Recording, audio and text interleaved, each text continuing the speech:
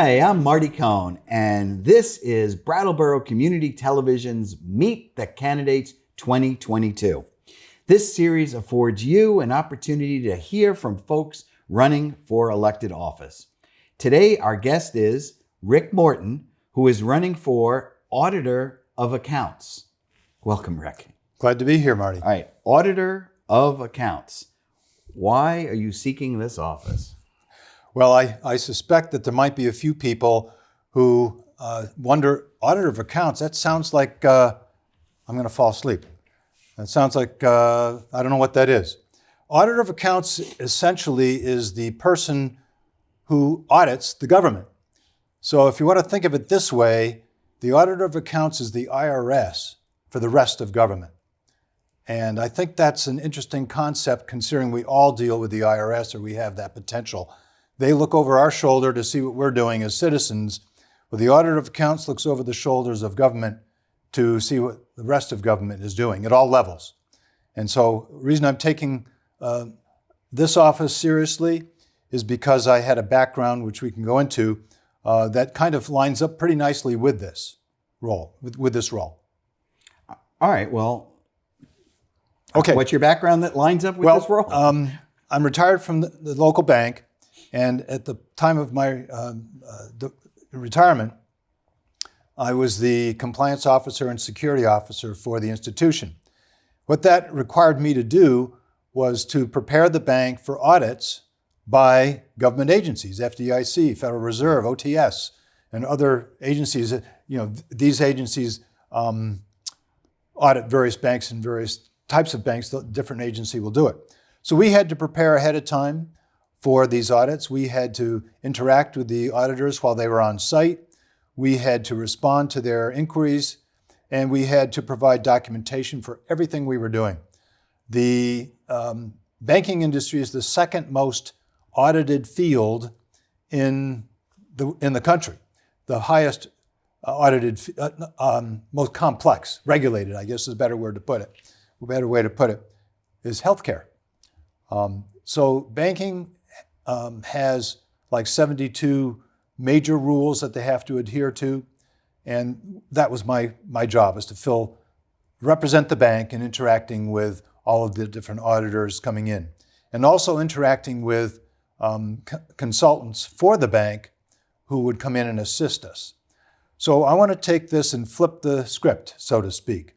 Instead of being the recipient of the audit, I can use the same skills and techniques that I developed at the bank and provide guidance and oversight of the audit of various government agencies. And it's a wide swath of potential targets. It could be the executive branch, legislative branch, or even the judicial branch. It could be the state level interactions with the federal level, or interactions of the state with local town clerks and so forth.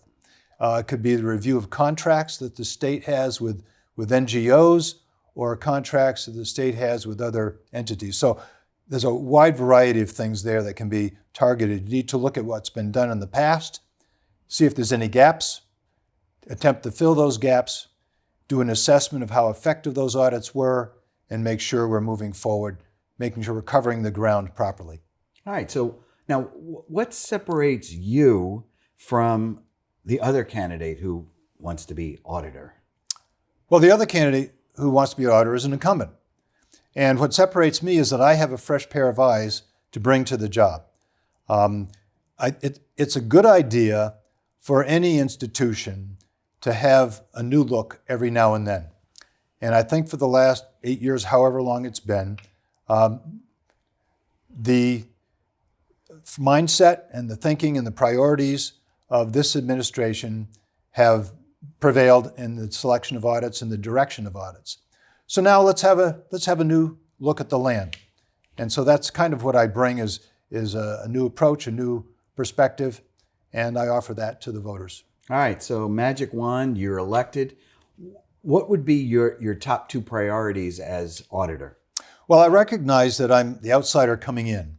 So one of my top priorities is to just get, hopefully have a quick learning curve. There's going to be a certain amount of adjustment that I need to make in terms of where has the audit department been the last few years? And again, do that broad look at what's available to be audited, what has been, what the gaps might be. Look at the low-hanging fruit and tackle those. You've got your mandatory audits, your annual audits, and you've got your discretionary audits. And so you'd need to prepare a balanced approach on all of those different fronts. As far as the process I would offer, I'd like to review, for instance, what I call the pre-examination request kit, PERK, perks. So that's what I'm familiar with in the banking world. The federal auditors would send us a list of questions, questionnaire, and demand for certain documents and proof of fiscal responsibility and so on. And I would like to look at that process and see if we can improve that process for the audits that we do, especially the discretionary audits. And then that would be one priority, is to get the broad view, overview, 30,000-foot view, and develop the or fine-tune the perk packages we send out for the targets of these audits. And the other area that might be a focus of mine would be something along the lines of election integrity issues. I think there's a lot of concern on the part of some citizens that the state of Vermont, with mail-in ballots going to 100% of registered voters, how is the Secretary of State handling that big job? How has it worked out with the mail-in ballots getting sent to everyone on the list?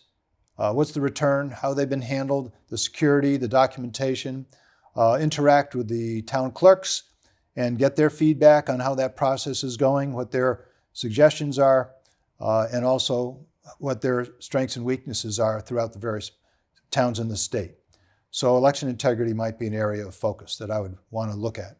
All right, so thank you for that example. And but in general, why should voters care about the work of the auditor's office? The auditor can be effective in saving the taxpayers' money or stopping the drain of resources if they're not being effectively used. We have federal funds, taxpayer dollars, and how are the bureaucrats handling those resources?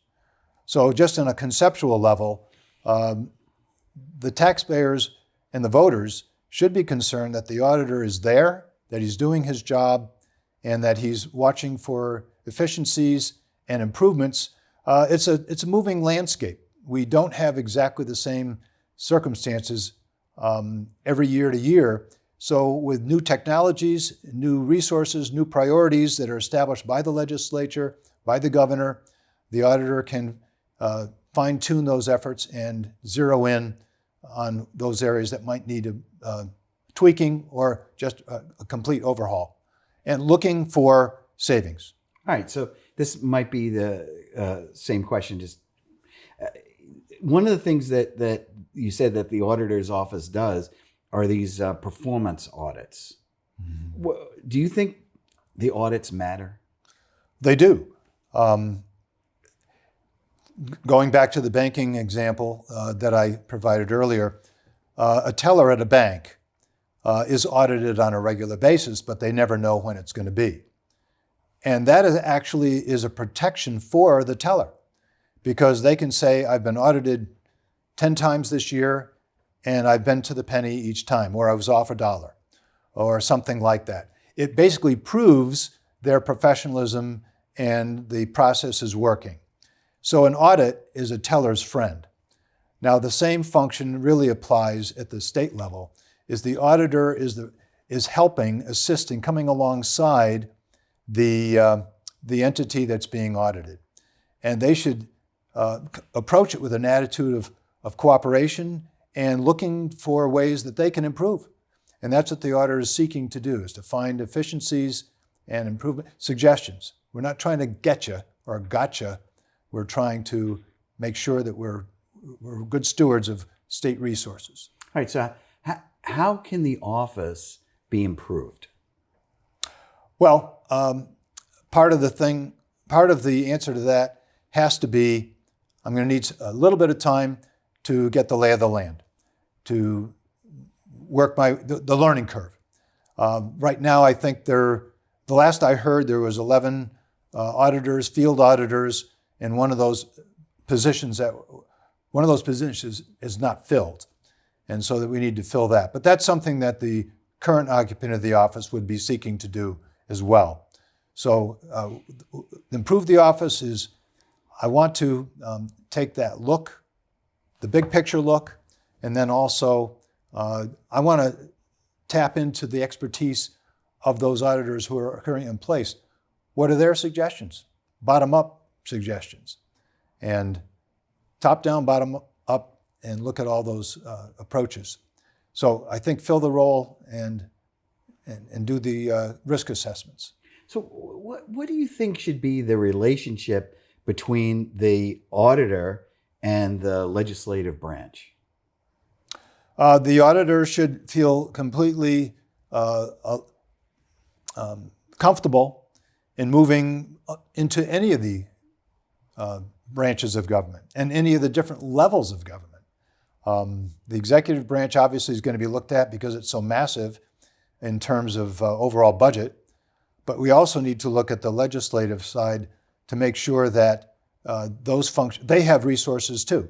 They have responsibilities. They have fiduciary responsibilities they need to fulfill. And there's a certain appropriate role for the auditor.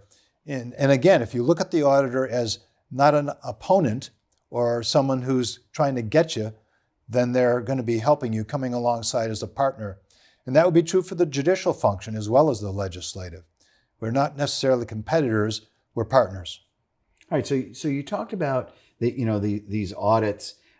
What do you think could be done to improve the communication of the results of the audit? Those results are necessarily somewhat technical. So there's going to be that level that's always going to be there. There is a website that the auditor has. They have the results posted. That will continue. Can always look for ways to enhance that and improve that. Then to take or extrapolate from those detailed results, the summary, that becomes the headline or the major bullet points. There may not be any, if you find nothing significant, then the best outcome is that the auditor has no issues to bring to the press or no issues to bring to the governor's attention. He's going to get the reports. I think that's the ideal, is to do the job, get it done quietly, and just make sure all parties are folded into the notification process, which I'm assuming is already being done. I'll make sure that continues. All right, last question. What do you want voters to know about you? Well, I guess one area is that I'm also running for Vermont Senate in Windham County. I cannot hold both offices at the same time. If it happens that I was elected to both positions, I would have to resign one and let the governor handle appointing the successor in the other. So that's one detail. So when you look at my website, for instance, my website, mortonforvermontsenate.com, that points to the Senate role that I'm applying for. But also the principles I'm bringing, integrity, compassion, and posterity, really apply for the auditor's role as well. I think I have the skills to do either. I'm applying for both. I'm seeking a vote on both, and we'll see how that plays out. I'm also a chaplain and an Assembly of God pastor and minister and chaplain part-time. I'll be able to continue that role part-time. So those are two areas that I guess people should know. All right. Rick Morton, Republican candidate for Auditor of Accounts. Thanks for being on the show. You're welcome. Glad to be here. You can learn more, as Rick mentioned, by visiting the campaign website, www.morton4vtsenate.com, Morton with a number 4, vtsenate.com. The general election is Tuesday, November 8th. Remember, you can vote early in person, you can vote absentee by mail, or vote absentee hand-delivered on Election Day. Whichever way works for you, please vote. Thanks for watching Meet the Candidates 2022. I'm Marty Cohn. Stay healthy.